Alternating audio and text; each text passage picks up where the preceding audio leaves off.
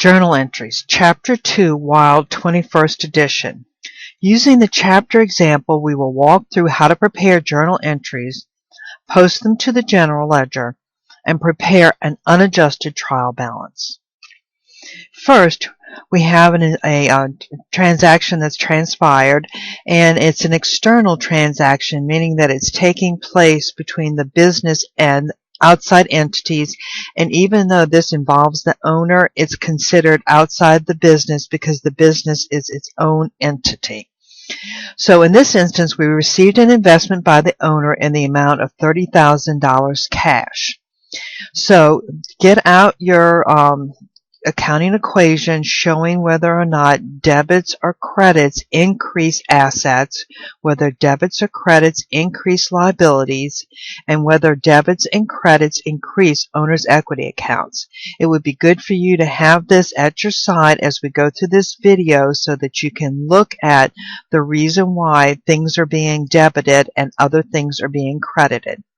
So if you look at your accounting equation sheet for Chapter 2, you'll notice that when the asset cash increases, it will be debited. So in this instance, we are debiting cash because the business, this cash is increasing by $30,000. Additionally, the source of that cash was the capital from the owner. So now we're going to increase capital, which means that it's going to be a credit to capital. Next, the company is going to purchase supplies for cash in the amount of $2,500. So we've purchased supplies in the amount of $2,500. So we are increasing our supplies as a result of this transaction. We have more supplies than we had previously. So when we're increasing the asset supplies, we're going to debit it. Additionally, we used cash to purchase those supplies. Cash is an asset, and as an asset, when cash is decreasing, in this instance we've spent it, we are going to credit it. So we are going to credit cash. Next, we will purchase some equipment in the amount of $26,000 for cash. Equipment is an asset. It is increasing. Before this transaction, we didn't have any equipment. Now we have equipment, so it's increasing in the amount of $26,000. Additionally, we are using cash, which is another asset, to purchase this equipment. So cash as an asset, when it decreases, we will credit it. Note, for both the supplies, the number 2 journal entry up here, as well as this journal entry, our total assets didn't change. We're just exchanging one asset for another asset. One asset for another asset. So the total amount of our cash has changed, the total amount of our supplies have changed, and the total amount of our equipment has changed, but the total amount of our assets has not changed. Next, we're going to purchase some more supplies in order to run our business, but this time, instead of using cash, we're going to purchase it on credit and the amount of $7,100. So our supplies have increased because we purchased more supplies, so we're going to debit supplies.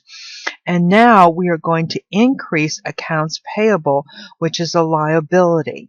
So it is increasing. If you look at your accounting equation, it shows that when you increase a liability, in this instance it's named accounts payable, you will credit that account. Next, we are going to receive some cash in the amount of $4,200 for providing services. When a company provides services, it means it's generated revenue. So the company is now open for business. It has supplied some services to some customers for which it has received cash. So cash as an asset is increasing, so we're going to debit it. Now, under owner equity accounts, we are going to look at consulting revenue. That is increasing. So increases to consulting revenue will be credited, so we will credit consulting revenue. Next, we're going to pay rent in cash in the amount of $1,000. Since we have an expense associated with running our business, it's going to mean that we are going to debit expenses. If you look at your accounting equation, when you increase the expense, you debit it. Again, cash is going down, so we're going to credit cash. With respect to something, whether or not we're purchasing we are paying for an expense or purchasing an asset, one thing you need to consider at all times is what you are using the cash for. In this instance, we are paying for a month's rent.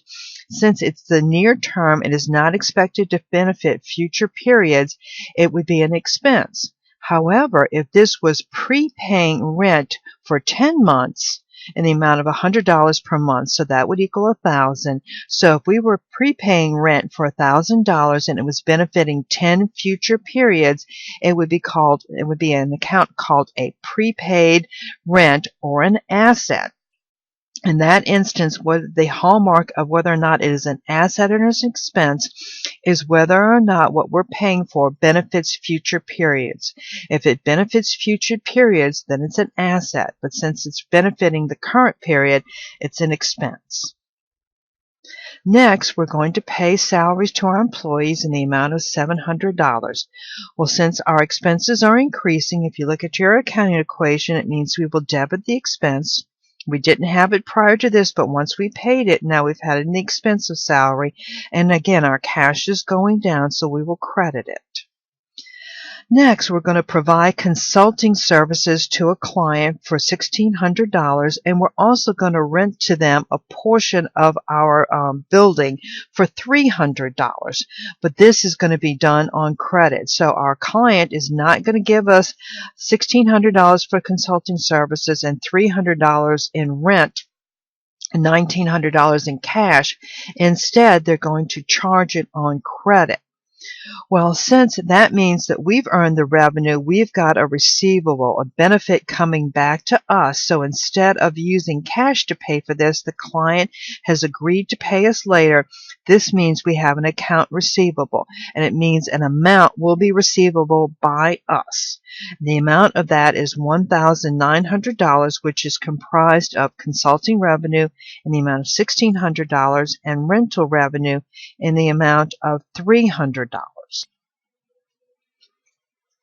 Our next transaction is we are going to receive cash on account in the amount of $1,900. Well, when we receive cash on account, that means it's our account receivable. We're expecting to receive this money back from our client, which we had performed consulting and rental revenue prior to this. So since cash as an asset is increasing, we will debit it. And accounts receivable, since they no longer owe it, accounts receivable as an asset is decreasing because they have paid up the amount that they owed us in the amount of $1,900. Next, we're going to make a partial payment on the accounts payable that we generated in transaction number 4. So accounts payable. Since accounts payable is going down, we're decreasing the amount that we owe, then we're going to debit the account. So look at your accounting equation and see that when we're decreasing a liability or accounts payable, we're going to debit it to show that this decreases. And since cash is also decreasing, we are going to credit it. Next, the owner is going to make a withdrawal of cash in the amount of $200. So we're going to indicate the withdrawal by debiting the withdrawal account, and since it's increasing, it's an account under owner's equity. Since it's increasing as a withdrawal, we didn't have it before this transaction, now we do. It's increasing, so we are going to debit withdrawal. Cash is going down, so we're going to credit cash. Next, we are going to get some money. We're going to get some cash for future services. So receipt of cash for future services. So this means we have received cash in the amount of $3,000. So we will be debiting cash. And what we received the cash for was some revenue that we are expected to perform for a client, but we haven't performed it yet. So essentially, this client has prepaid or given us money ahead of time as a deposit based upon work they expect us to do. It's considered a liability, and if you look at your accounting equation, when we increase a liability, unearned revenue, we're going to be crediting it. Now, why is it a liability? Because if we don't perform these services, we will have to give the money back to the client. So this $3,000 represents money we'll have to get back if we don't perform the services, but we're going to identify it as unearned revenue. Our next transaction is we're going to pay cash for future insurance coverage in the amount of $2,400. So since this represents future insurance coverage, represents future periods, what we're paying for is an asset called prepaid insurance. It's an asset because it will benefit future periods. If this were just the monthly insurance bill, then this would be insurance expense. But it's not. It's an asset. And since we're increasing an asset, we're going to debit it. We're decreasing cash, so we will credit it. Next, we're going to purchase some more supplies for cash in the amount of $120. Supplies is going up, so we will debit the asset supplies. Cash as an asset is going down, so we will credit it. Next, we're going to pay our utilities bills. So since it's for the month, utilities expense, increasing an expense, we'll debit it. Decreasing cash, we will credit it. And lastly, we will pay our last part of the month salary expense in the amount of $700. Salary expense is increasing, so is a debit as an expense, we will debit it. Cash is decreasing, so we will credit it. Now let's look at these journal entries and see how they affect our T accounts. So since we don't have a general ledger, we will use T accounts to simulate the general ledger, and so we will post these transactions to their individual T accounts. Remember when we did the accounting equation, we had all of the pluses and minuses to cash all in one column, and we had to identify each and every one of those. Well, that can make for a mistake. Easily you can overlook something here. But when we use a general ledger system, we are going to accumulate all of the transactions for cash in one place. We'll do the same thing for office supplies, accounts receivable, prepaid insurance, equipment, accounts payable, unearned revenue, capital withdrawals, consulting revenue, rent expense, salary expense, and utilities expense. So what we're doing is we're going to accumulate all of the transactions. We can see here that we had a debit to cash, and we had a credit to capital. We are numbering our transactions so that we can always trace back to the original transaction. This is the hardest part to determining what the journal entries are. Transferring this information to the T accounts, which represent the general ledger, just means that you have to be meticulous and careful. So next, let's look at supplies. Supplies went up, so our office supplies went up, and our cash went down. So here we're going to show that our cash went down. Next, let's look at the next transaction. So now we have equipment. So our equipment increased in the amount of $26,000, and our cash decreased in the amount of $26,000. Next, supplies. We see that our supplies increased, debit there, and we see our accounts payable increase since it's a credit account. So we see accounts payable here. Next, we have a cash that we receive for performing services or consulting revenue on behalf of our clients. So our cash increased and our consulting revenue increased. So consulting revenue is credit based, so we can see that it increased here. Next, we have the rent expense as the cash decrease. So cash decrease, we're going to credit cash, and rent expense increase, so we're going to debit rent. Next, we have salary expense, $700. $700 salary expense, and we can see that there was a credit to cash for $700. If I'm moving too fast, just pause this at different intervals and then just hit play again so that you can see the transactions.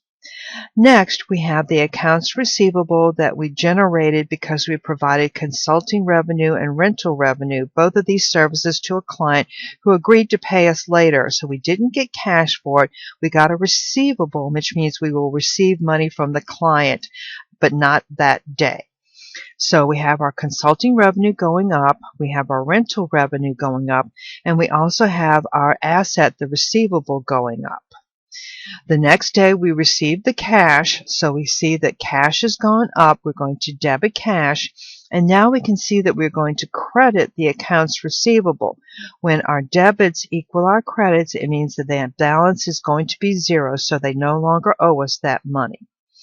Next, let's look at accounts payable. Our accounts payable decreased because we wound up paying $900 on our accounts payable. So we paid $900, and our cash also decreased in the amount of $900. So now our accounts payable is only $6,200. Next, withdrawal. Our withdrawal increased, which means is a debit if you look on your accounting equation, and cash decreased, which is a credit. Next, we got the money for the deposit the client put down on some revenue, some services they want us to perform. So our cash increased in the amount of $3,000, but our liability for this also increased because we haven't performed the services yet. Next, we're going to prepay for some insurance, so that's an asset. It's going to increase with a debit. Our cash went down, so it's going to decrease with a credit. Next, supplies went up in the amount of $120, but cash went down in the amount of $120. Utilities expense, it's a debit when it's increased, so it's going to increase the amount of $230, and cash is going to decrease in the amount of $230. Finally, salaries expense. Salaries expense increased by $700, which is a debit, and cash decreased by $700, which is a credit. So now let's look at all of the T accounts. So how do we balance the T accounts? We do the same 3 steps each time. We add up all of the debits, we add up all of the credits, we take the smaller from the larger, and that's our balance. So our balance in cash was $4,350. We can see over here on the unadjusted trial balance, our cash balance is $4,350. Add up all the debits, no credits, so our balance is going to be a debit balance, $9,720. We can see our office supplies are $9,720. Our debits equal our credits under accounts receivable, so we can see that it's 0. Prepaid insurance, we only have the one transaction, so we can see it's a debit balance of $2,400. The same for equipment, a debit balance of $26,000. Accounts payable, add up all the debits, add up all of the credits, take the smaller from the larger, $6,200. That is what is going to be, and we notice that we're putting this on the right side or the credit side of this unadjusted trial balance. So $6,200 would go on the credit side. Next, we have the unearned revenue of $3,000. So we have a credit balance here of unearned revenue. And I probably should have this depicted better, but the left side here will be all of the debit balances, and the right side here will be all of the credit balances. Capital has a credit balance of $30,000. Withdrawals has a debit balance of $200. Consulting revenue, no debits, we'll add up the credits, $5,800. Rental revenue, $300.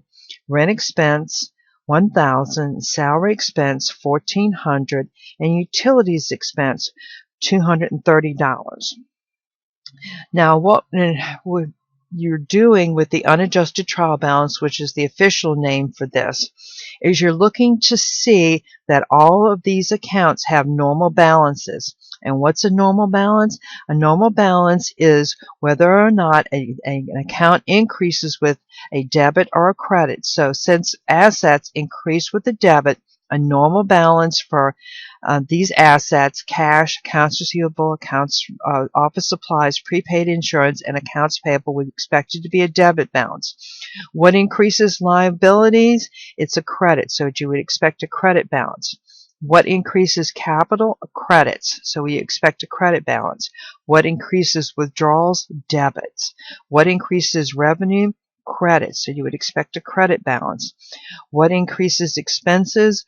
Debits, so you would expect a debit balance. So you're looking to see that all of the balances look normal, and in addition, you are also looking to see that all of the debits equal all of the credits.